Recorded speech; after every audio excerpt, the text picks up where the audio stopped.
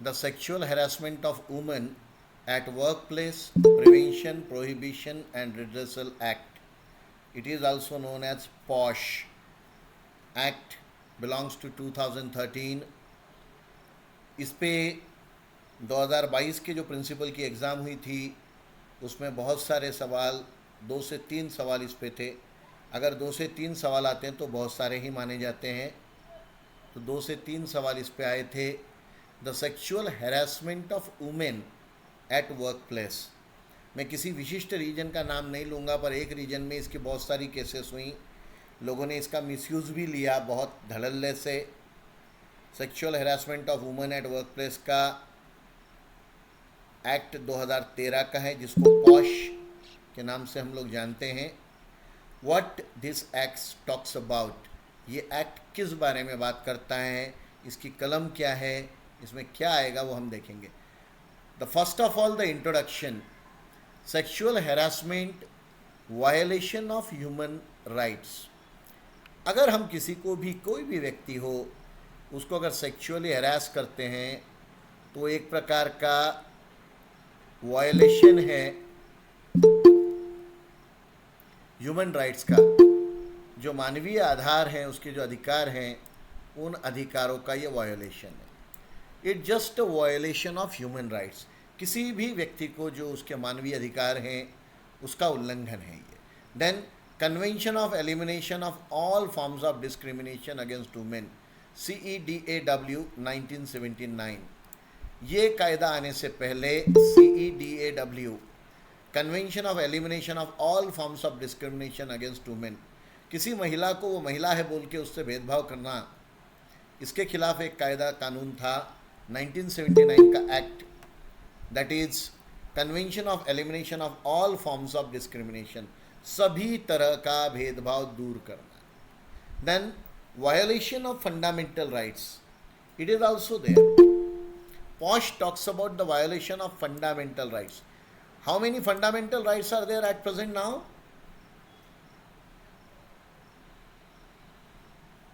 Hello friends. 11. हाँ, sir 8. कौन कौन से? नहीं. मतलब 8 तो मुझे भी नहीं पता है, बताइए. I'm just 6 है सर. guessing. 6 Sir, है there sir. are 6. 2 more added, I think. One added or नहीं, ऐड हुए हैं सर, ऐड हुए हैं. add हुए हैं सर. सर ऐड होके भी 6 ही हुए हैं. छठा कौन सा हुआ है लेटेस्ट ऐड? सर वो पेरेंट्स के लिए ऐड हुआ है ना, बच्चों की एजुकेशन से रिलेटेड है जो पेरेंट्स के लिए. पेरेंट्स के लिए नहीं है, राइट टू एजुकेशन का जो एक्ट है बच्चे के 21 में है सर. आर्टिकल 21 में सर. हाँ, article 21 talks about the fundamental rights, मूलभूत अधिकार जिसको हम कहते हैं. भारत में कहीं भी बसने का अधिकार है, संपत्ति का अधिकार था पहले, उसको छीन लिया गया. भाषण देने का अधिकार है, स्वतंत्रता का अधिकार है. तो ये सारे फंडामेंटल आपके मूलभूत अधिकार हैं. इसी के आधार पे, अगर राजनीति वाले जानते होंगे, कुछ बेसिक आपको आधार दिए गए हैं, भारतीय राज्य घटना ने दिए हैं, जिसमें अटकारंटो, कोवारंटो, मेंडामस और सरशाररी है. अगर कोई आपको बेकायदे से अटक कर लेता है, आपको जेल में डाल देता है, तो उसको 24 घंटे के अंदर आपको कोर्ट के सामने प्रस्तुत करना होता है. तो ये सारे घटनात्मक उपाय हैं.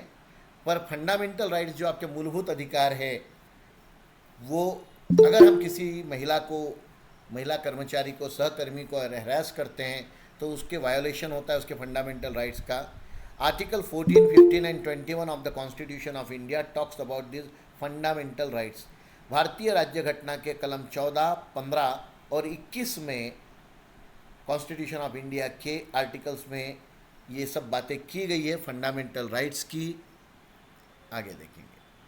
The sexual harassment of women at work place, prevention, prohibition and redressal act 2013. ये 2013 का कानून है. ये कानून अस्तित्व में आया, एक्ट 2013 में अस्तित्व में आया. इसका शॉर्ट फॉर्म है posh. The act came into force on 9 दिसंबर. ये तारीख याद रखनी है. वैसे इतना इजी सवाल नहीं आता, पर पूछ लिए तो नसीब पे डिपेंड करता है कभी कभी. Then in this act there are total 8 chapters and 30 sections. इस एक्ट में 8 चैप्टर्स है और 30 सेक्शंस है. आईपीसी 1860 सेक्शन 354 और 354 ए में ये इंक्लूडेड है। मतलब अगर कोई पॉश का उल्लंघन करता है तो भारतीय दंड संहिता इंडियन पिनल कोड आईपीसी 1860 के अनुसार उस पर 354 धारा 354। भैया किसका माइक चालू है, कृपया बंद कर दे, डिस्टर्बेंस होता है रिकॉर्डिंग में। हाँ फिरोज सर कुछ कह रहे हैं? सर मैं ये कह रहा था, ये जो इंडियन पिनल कोड लिखा है तो ये तो भी चेंज हो गया ना, भारतीय न्याय संहिता में बदल गया ना ये तो। हाँ तो भैया तो इंडियन पिनल कोड का मतलब क्या होता है? हिंदी में भारतीय न्याय संहिता ही होता है ना। नहीं नहीं, अभी अभी इसको रिप्लेस किया गया है सर इसको। शायद नहीं किया गया, देख लीजिएगा बर। अभी भी 302 से ही जन्म ये तो सर। नहीं, ये तो भारतीय दंड संहिता होगी, पिनल कोड तो दंड संहिता होगी, इसको कन्वर्ट करके भारतीय न्याय संहिता में किया गया है सर। अभी रिसेंटली अमेंडमेंट हुआ है इसमें। ओके, तो भी ये जो कलम है, सेक्शन है, धाराएं चेंज नहीं हुई हैं। हमको धाराएं महत्वपूर्ण है यहाँ पे। जी जी। पॉश जो आता है 354 और 354 ए में आता है। और ये केस बनी थी Vishakha versus state of Rajasthan. यहाँ पे हमारी अगर पद्मावती द्विवेदी जी होती तो ये पूरा केस के बारे में डिटेल बताती। किसी साथी को पता है Vishakha versus state of Rajasthan case क्या है? नहीं है तो इसको पढ़िएगा, ढूंढिएगा और बताइएगा। हाँ सर, वो एक हाँ गांव मैडम, एक मिनट, किसी को तो भी पता है, बताइए मैडम क्लियर। हाँ सर, नमस्ते सर। सर विशाखा जजमेंट 1992 में ये एक घटना हुई थी राजस्थान में। भंवरी देवी एक दलित महिला थी और उन्होंने जो बाल विवाह था उसके खिलाफ उन्होंने कुछ प्रिवेंशंस किए थे चाइल्ड मैरिज के लिए। तो जब उन्होंने विरोध किया तो कुछ लोगों ने मिलकर उनका सामूहिक बलात्कार किया और फिर उसके बाद सर ये जो केस था इसको कोर्ट में ले जाया गया एनजीओज के द्वारा। और तब सर फिर सर तब से उन्हीं इसी नाम पर इसको विशाखा जजमेंट के नाम से जानते हैं। ओके मैम, तो Vishakha versus state of Rajasthan 1997 में जो कोर्ट ने जजमेंट दिया था, स्त्री के खिलाफ होने वाली सामूहिक हिंसा, साथ ही साथ काम की जगह पे होने वाली हिंसा, उसके लिए ये आया गया था एक्ट। अब इसमें बहुत सारी चीज़ें आती है, जैसे जो चित्र है आपको ये दर्शाता है, वो स्त्री ना कह रही है। पिंक पिक्चर अगर आपने देखा होगा अमिताभ बच्चन का, उसमें कहता है अगर स्त्री ने कहा नो मतलब नो, उसका मीनिंग नो होता है। पर कई बार कई तरह के उल्लंघन किए जाते हैं, वो इसी में दर्शाए गए हैं। अब meaning of sexual harassment section 2N। अब ये सेक्शन 2 में क्या है? मीनिंग ऑफ सेक्सुअल हैरेसमेंट का मतलब क्या है? अनवेलकम एक्ट्स और बिहेवियर वेदर डायरेक्टली और बाय इम्प्लीकेशन, उद्देश्य के साथ में या डायरेक्टली। अगर उद्देश्य मतलब सेक्सुअल हैरेसमेंट का मतलब ये नहीं होता कि डायरेक्ट उसके साथ कुछ कर ही देना है। वेदर डायरेक्टली और बाय इम्प्लीकेशन, मन में रख करके भी अगर किया गया। अनवेलकम एक्ट, जो किसी भी महिला को पसंद नहीं है, अभद्र व्यवहार जिसको हम कहेंगे वो। देन ये अभद्र व्यवहार में क्या आएगा? Physical contact and advances,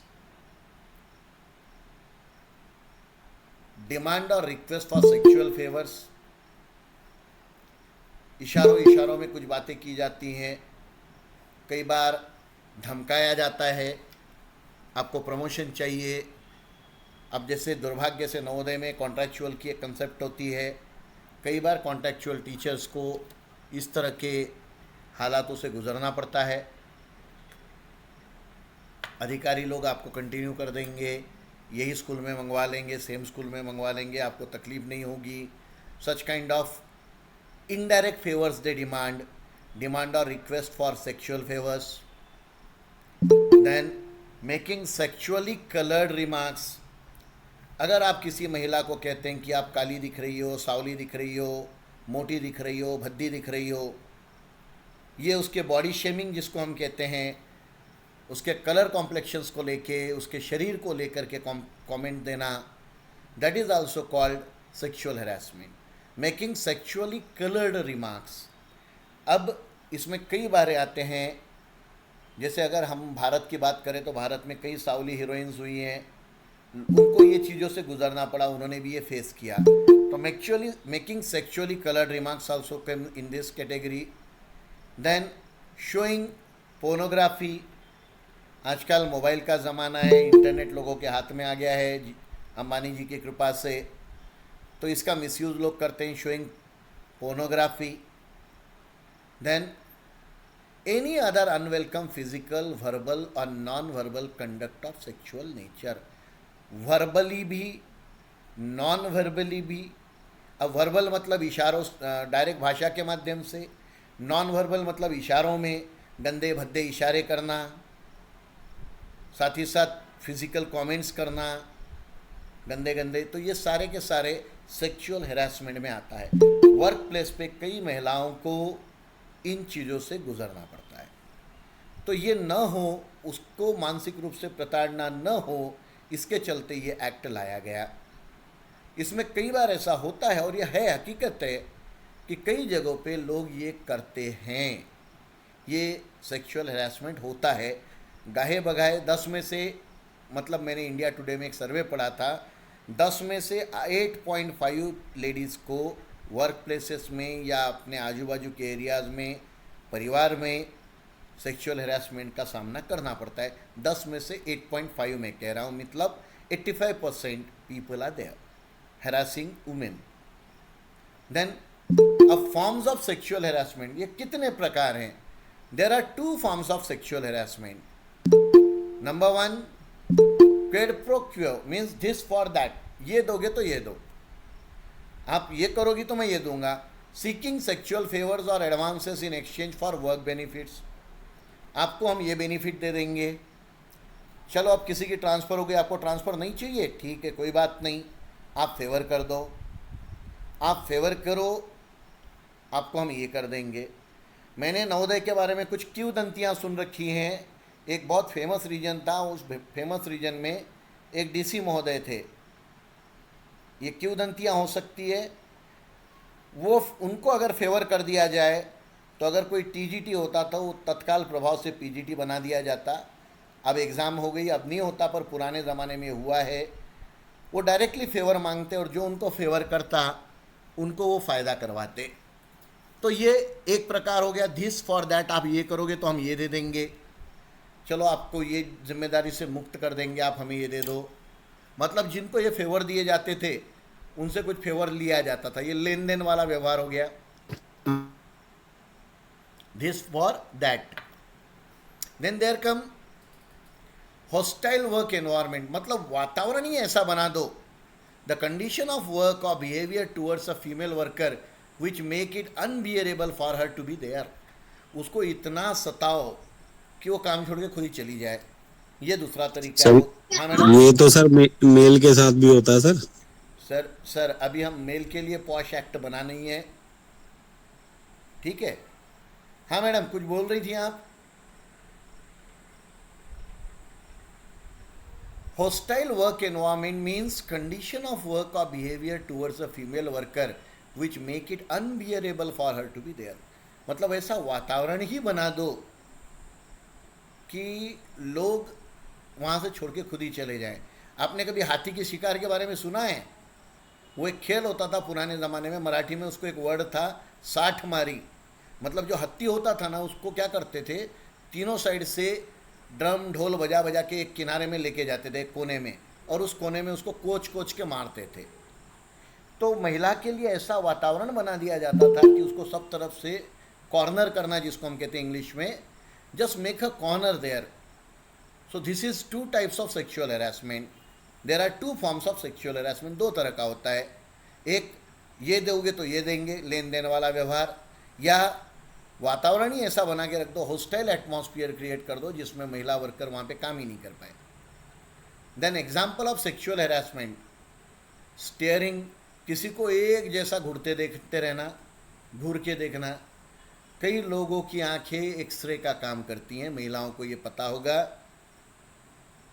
they are just steering, ऊपर से नीचे तक नक्शिकांत देखना जिसको कहते हैं, that is हॉलिंग, making kissing sounds, smacking lips, होठों का विचित्र आवाज़ निकालना, होठ गोल करने, घूर के एकटक देखना। एकटक मतलब अगर आप कायदे की भाषा में बात करें तो 15 सेकंड से ऊपर अगर आप एक जैसा किसी को देखते हो तो वो अगर चाहे तो आपकी पुलिस कंप्लेंट करवा सकती है। Showing sexually obscene suggestive signs, गंदे भद्दे इशारे करना, ऑब्जेक्ट्स या पिक्चर्स बता देना, indecent comment, dirty jokes, comments on women's dress और बॉडी, उसके कपड़ों पे, उसके बॉडी पे कमेंट्स करना, using power position to request favours और threats on the loss of privileges, loss of job, किसी को धमकी देना कि भैया अगर आपने ये नहीं किया तो आपको जॉब से निकाल दूंगा, अपने पावर का, अपने पोजीशन का मिसयूज़ करना, touching, pitting, kissing, brushing against another's body, आते जाते टच करना, थपथपाना, मतलब ऐसे इशारे करना, ये सारी चीज़ें हरासमेंट में आती हैं। ब्लॉकिंग मतलब कोई अगर लेडी जा रही है, रास्ता छोटा सा संकरा है, वहाँ हाथ लटका के खड़े हो जाना। फॉलोइंग, पीछे जाना। कॉर्नरिंग, किसी को कॉर्नर में करना। Referring as honey, sweetie, dear, ये एक बड़ा वर्ड होता है ना डियर, तो कई लोग इसका यूज़ करते हैं। तो ये सारे के सारे वर्ड्स, हनी, स्वीटी। हाँ जी सर सैम मानेकशॉ बच गए। हाँ जी, मैं कह रहा हूँ सैम मानेकशॉ थे ना, उन्हें भी बहुत बोलने की आदत थी, वो बच गए। सर उनके टाइम पे ये एक्ट नहीं था और सैम मानेकशॉ अलग चीज़ थे, वो चीज़ अलग है। देखिए महिलाओं को सिक्स सेंस होती है सर, अगर कोई उनको हनी स्वीटी भी बोल रहा है तो ये समझ जाती है कि किस इंटेंशन से बोल रहा है। हर कोई महिला जाकर के अगर ये कंप्लेंट करने बैठे ना तो पूरन जी ना नवोदय चल पाएंगे, ना कोई भी सेंट्रल गवर्नमेंट के ऑफिस चल पाएंगे। दुनिया अच्छाई पे कायम है, इसी चीज़ का ध्यान रखिए बस। रेफरिंग एज हनी, स्वीटी, ये भी सारे एग्जाम्पल है सेक्सुअल हैरासमेंट के। Then meaning of aggrieved woman section 2, पीड़िता का मीनिंग क्या है? पीड़ित किसको कहेंगे हम? पीड़ित मतलब एग्रीव्ड वुमन। अभी इसमें कौन सी महिलाएं आती है? Number 1 working, visiting a work place, student. अगर कामकाजी महिला है तो वो काम की जगह पे आने वाली महिला है तो वो, और छात्राएं। अब इसमें वर्किंग में सारी आ गई। डोमेस्टिक वर्कर, अब डोमेस्टिक वर्कर मतलब आपके घर में काम पे आने वाली काम वाली भाई, ये बर्तन चौके चूल्हा करने, रोटियां बनाने आने वाली भी डोमेस्टिक वर्कर। रेगुलर है, फिर अब उसमें टेम्पररी है, एडॉक बेसिस वाली है या डेली वेजर है, कोई भी रहेगी। उसने अगर आरोप लगा दिया तो समझ लो आरोप लग गया। अब जैसे नवोदय की अगर हम बात करें तो नवोदय में मेस में एडॉक बेसिस पे, डेली वेज पे, टेम्पररी, ये सारी महिलाएं होती हैं।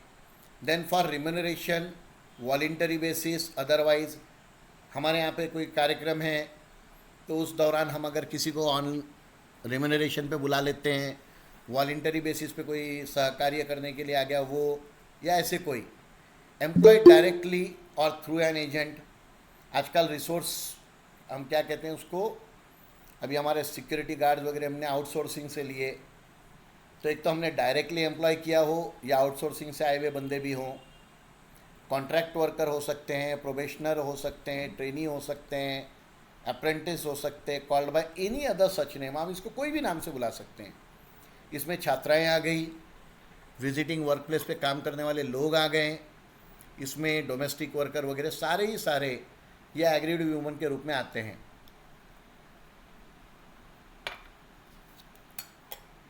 देन अब वर्क प्लेस मतलब क्या, किस जगह को, अब हम कायदे की भाषा में बात कर रहे हैं।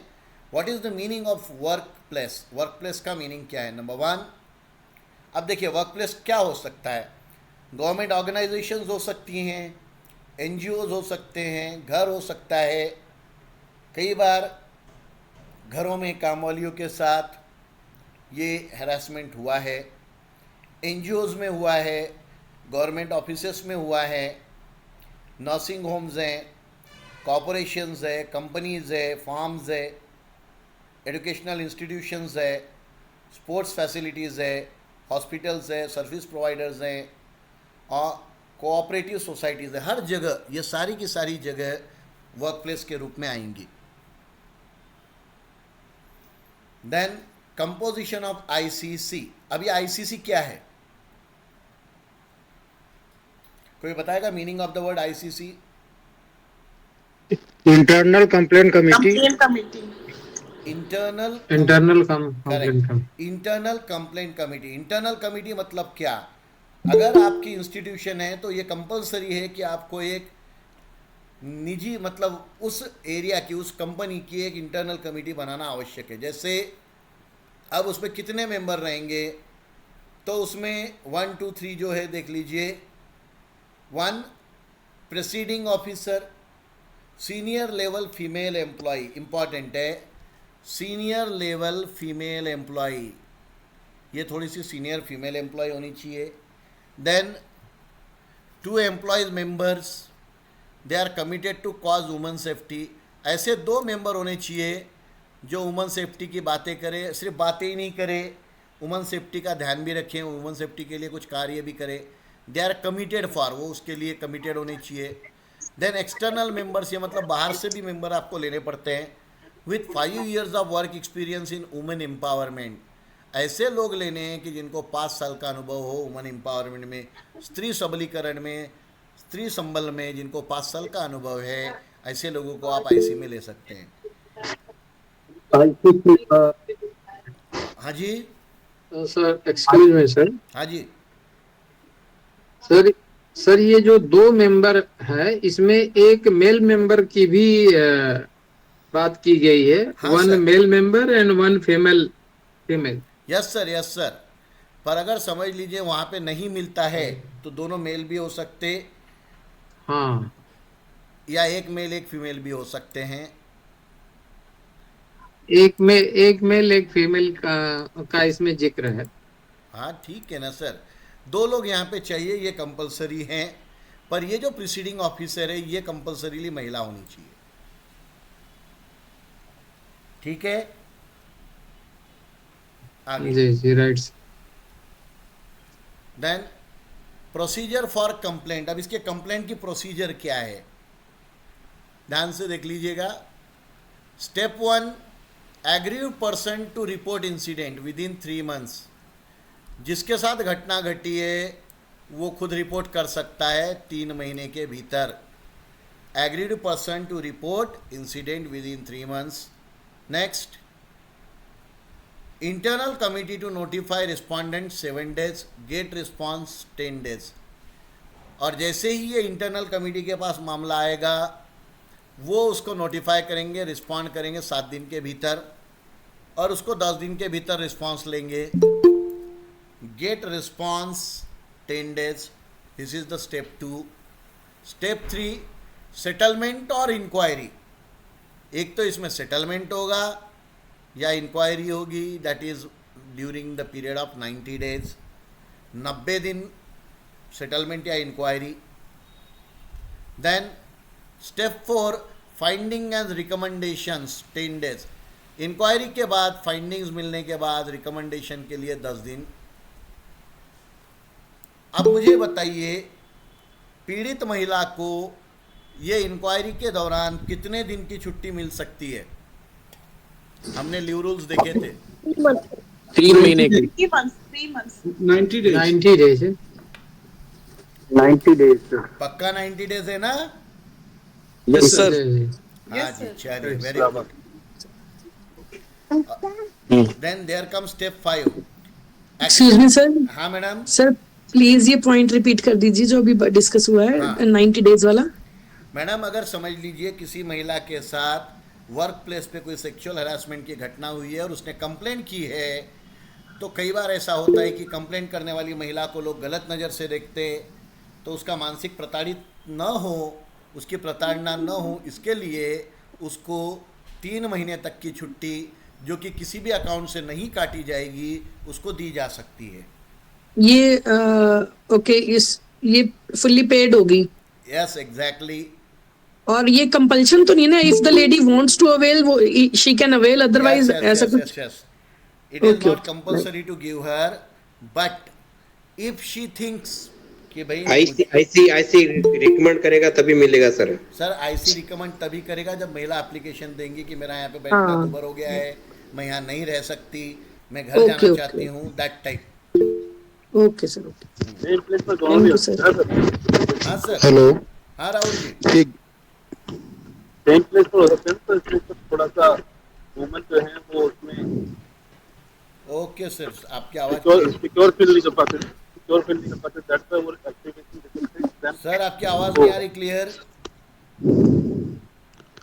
हेलो हाँ जी सर, इसमें स्टेप 2 में गेट रेस्पॉन्स 10 डेज है, इसमें क्या प्रकार का प्रोसीजर की रहेगा, थोड़ा इस पे भी बोलिए सर। सर, उसको नोटिफाई करना है वो लेडी को 7 दिन में, जिसने आपको कंप्लेंट किया इसी को इंटरनल कम्युनिटी। नोटिफाई मींस जो आपने एक्शन लिया वो उनको रेस्पॉन्ड करना है। हाँ, उनको सबसे पहले उनकी कंप्लेंट आपने स्वीकार करी, फिर उस पर ठीक है। डिस्कशन किया, उसके बाद में 10 दिनों के भीतर उसको रिस्पांस देना है आपको कि भैया हम आपके लिए इंक्वायरी बिठा रहे हैं या जो भी कुछ कर रहे हैं, सेटलमेंट करेंगे, इंक्वायरी करेंगे, उसके लिए फिर आगे 90 दिन है जब इंक्वायरी शुरू हो जाएगी उसके लिए। ठीक है, मतलब जो है आपने अगर केस की सेटलमेंट होनी तो विद इन 10 डेज हो जाएगी, केस नहीं सर, अदरवाइज इंक्वायरी सेटअप। हाँ जो भी कंप्लेनेंट है, सर, ये कंप्लेनेंट अगर जब लेडी रिपोर्ट करेगी Excuse me, तो excuse रिपोर्ट me, sir. करने के हाँ, मैडम, 7 बताइए, दिन के अंदर अंदर सर हाँ, मैडम, आई थिंक इसमें ऐसा है कि आप जब महिला ने कंप्लेंट की है तो जिनके खिलाफ कंप्लेंट है उनको 7 दिन के अंदर नोटिफाई करके विद इन 10 डेज उनसे रिस्पॉन्स लिया जाएगा कि आपके खिलाफ कंप्लेंट आई, आप जवाब दीजिए इसका। वो जवाब लेने के बाद 90 दिन में इंक्वायरी चलेगी, हाँ एक if I am not wrong. Correct madam. जैसे अब एक महिला ने कंप्लेंट की, सामने वाले को 7 दिनों के भीतर नोटिस देनी है कि भैया आपके खिलाफ ये कंप्लेंट आई है, उससे 10 दिनों में जवाब लिया जाएगा। टोटल 17 दिन मैक्सिमम हो सकते हैं। उसको जवाब देना पड़ेगा कि भैया आपके खिलाफ ऐसी ऐसी कंप्लेंट इस महिला ने की है, आपका क्या कहना है वो बताइए। उसने कहा कि भैया ये गलत है या सही है, जो भी है, तो ऑप्शन दोनों दिए जाते हैं, सेटलमेंट और इंक्वायरी, जो कि 90 दिनों तक हो जानी चाहिए। देन देयर कम फाइंडिंग्स और रिकमेंडेशंस। इंक्वायरी के बाद में जो भी उनको मिला उसकी एक कॉपी, वो तो फिर डिपार्टमेंटल प्रोसीडिंग जैसे चलती है वैसी भी होंगी। इसमें रिकमेंडेशंस किए जाएंगे कि भाई सज़ा देनी है नहीं देनी है, जो भी है। एक्शन अगेंस्ट द रिस्पोंडेंट, और ये जब डिक्लेयर हो जाती है सज़ा तो स्टेप 5 में आता है जो रिस्पोंडेंट है जिसके ऊपर आरोप लगा है उसके खिलाफ जो भी एक्शन लेनी है वो 60 दिनों के भीतर ले लेनी है। ये सारे दिन याद रखने हैं। 90 डेज इम्पॉर्टेंट है, 60 डेज इम्पॉर्टेंट है। ठीक है, बढ़े आगे। हाँ पांडे जी बताइए।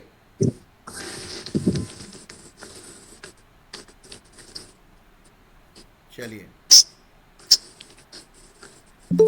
Stages of inquiry by ICC. ICC की जो इंक्वायरी होती है, हाँ सर बोलिए।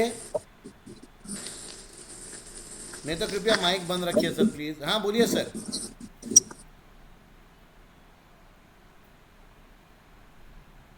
Stages of inquiry by ICC.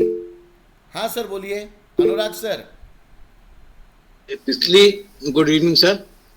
Sir पिछली स्टेप में स्लाइड में फर्स्ट स्टेप में एक ऐसा प्रावधान है कि किसी महिला के साथ अगर लगातार इस तरह की घटनाएं घटती हैं ना, तो उसके लास्ट घटना के 3 महीने के अंदर तक वो शिकायत कर सकती है। ऐसा भी है सर। Correct sir. और जी सर अनुराग सर, इसमें एक और सुविधा है। अगर अथॉरिटी को लगा कि भाई महिला की बात में सच्चाई है और वो उस केस में अगर 4 महीने भी हो गए होंगे, जी जी जी, तो वो उसकी कंप्लेंट को ले सकते हैं। बिल्कुल सही है, बिल्कुल सही है। यहाँ पे कॉमन सेंस का रूल आता है। अधिकारी जो क्या कहते हैं हम जिसको इनर कॉन्शियस की जो बात आती है, सेल्फ कॉन्शियस की, सबकॉन्शियस माइंड को मद्देनज़र रख के अगर वो चाहे तो उसकी कंप्लेंट लेट आवर में भी ले सकते हैं, मतलब 3 महीने के बाद भी। Okay sir, thank you sir. Sir इसमें एक और बात है। हाँ बताइए सर। सर इसमें एक चीज और है, जैसे मान लीजिए कोई महिला कंप्लेन करने से मतलब घबरा रही है या नहीं कर पा रही है, अगर वो सोशल मीडिया किसी पे भी अगर वो पोस्ट करती है उसके बारे में, और कोई भी इंटरनल इंक्वायरी कमेटी का मेंबर वो सोशल मीडिया पे पोस्ट देखता है, तो वो इंटरनल इंक्वायरी कमेटी की मदद से उसे रिटर्न में लेने की कोशिश जरूर करेगा।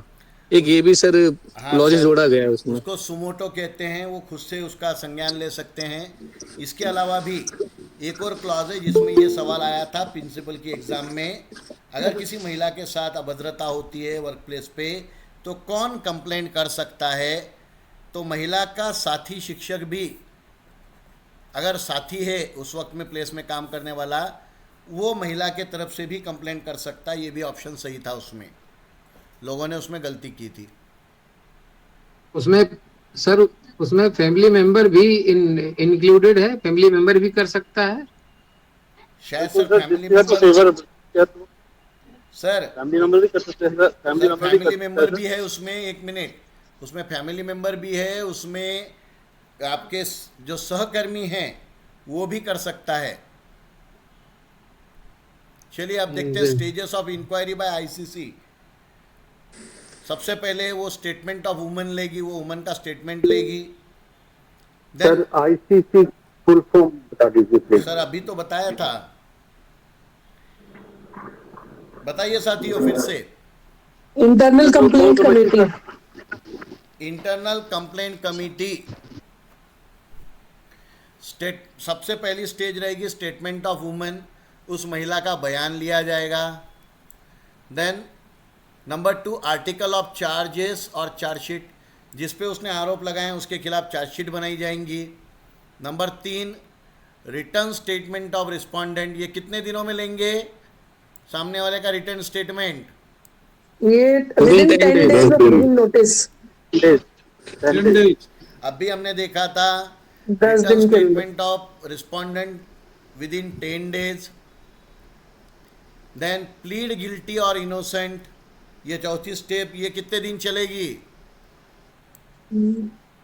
90 डेज के लिए, मैक्सिमम 90 डेज। उसमें ये इंक्वायरी में आ जाएगा, फिर उसमें देखा जाएगा 90 डेज के बाद जजमेंट देने के लिए कितने दिन?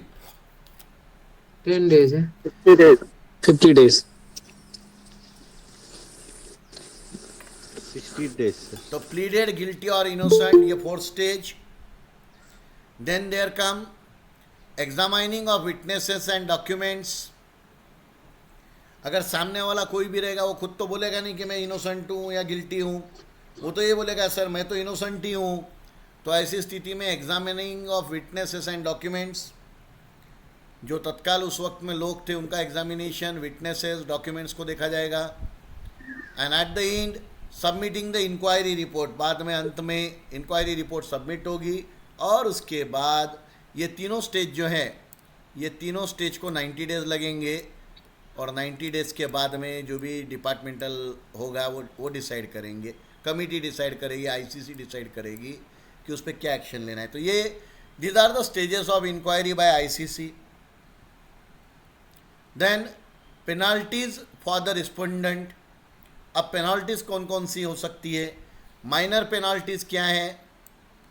तो सबसे पहले आता है सेंसर, मतलब उसको डांट देना, उसकी निंदा करना, परनिंदा करना, that type. Then number 2 withholding of promotion, ये माइनर पेनाल्टी है। पर ये मेजर पेनाल्टी कब हो जाएगी? विदहोल्डिंग ऑफ प्रमोशन मेजर हो जाएगी जब क्युमुलेटिव इफेक्ट इम्प्लीमेंट किया जाएगा with cumulative effect after 3 years, even after 3 years. अगर विथ क्यूमुलेटिव इफेक्ट होता है और विदाउट क्यूमुलेटिव इफेक्ट 3 साल से ज़्यादा अगर होता है तो भी मेजर हो जाएगा। और विथ क्यूमुलेटिव इफेक्ट अगर करेंगे तो विदहोल्डिंग प्रमोशन करेंगे तो मेजर पेनल्टी हो जाती है। क्यूमुलेटिव इफेक्ट में मतलब उसका फाइनेंशियल लॉस होता है ज़िंदगी भर के लिए। Then number 3 recovery from his pay any pecuniary loss caused to the government by negligence और ब्रीच ऑफ ऑर्डर्स, उससे पर्सनली रिकवरी की जाएगी। Reduction to a lower stage in the time scale, time scale में उसको एक stage नीचे किया जा सकता है पे लेवल में। विदहोल्डिंग ऑफ इंक्रीमेंट ऑफ पे, उसका इंक्रीमेंट भी रोका जा सकता है, प्रमोशन भी रोका जा सकता है। प्रमोशन अलग चीज़ हो गई, विदहोल्डिंग इंक्रीमेंट ये विथ क्यूमुलेटिव इफेक्ट अगर कर दिया तो ये मेजर पेनल्टी हो जाती है। तो माइनर पेनल्टी में आता है withholding increment of pay, reduction of lower stage, ये सारे माइनर पेनल्टीज है। Then major penalties reduction to a lower stage in the time scale of pay for a specified period, कुछ खास पीरियड के लिए उसको रिडक्स कर देना। Reduction to lower time scale of pay, grade, post और service, for a specified period, उसको pay में या ग्रेड पे में नीचे कर देना, पोस्ट में नीचे कर देना। Which shall be a bar to the promotion of the government servant during such specified period, उस पीरियड में वो फिर इसके लिए एलिजिबल नहीं रहता। अगर बहुत बड़ा क्राइम होगा तो कंपलसरी रिटायरमेंट किया जाता है। अब कंपलसरी रिटायरमेंट में और रिमूवल में क्या फ़र्क होगा, बताएगा कोई? हमने ये देखा है। हाँ सर, वो बताए थे आपने कि जो है ये कंपल्सरी रिटायरमेंट में बेनिफिट मिलते हैं, बेनिफिट रिमूवल और डिसमिसल में नहीं मिलते। वो दूसरे मतलब दूसरा जॉब भी नहीं कर सकता हाँ, कंपलसरी रिटायरमेंट में उस पर दया भाव बता के उसके बेनिफिट्स उसको दे दिए जाते हैं, और रिमूवल में जो है उसको सर्विस से निकाल दिया जाता, पर वो दूसरा गवर्नमेंट का जॉब कर सकता है। बीडी भाई, बीडी कौन है? कृपया ये माइक बंद करिए प्लीज।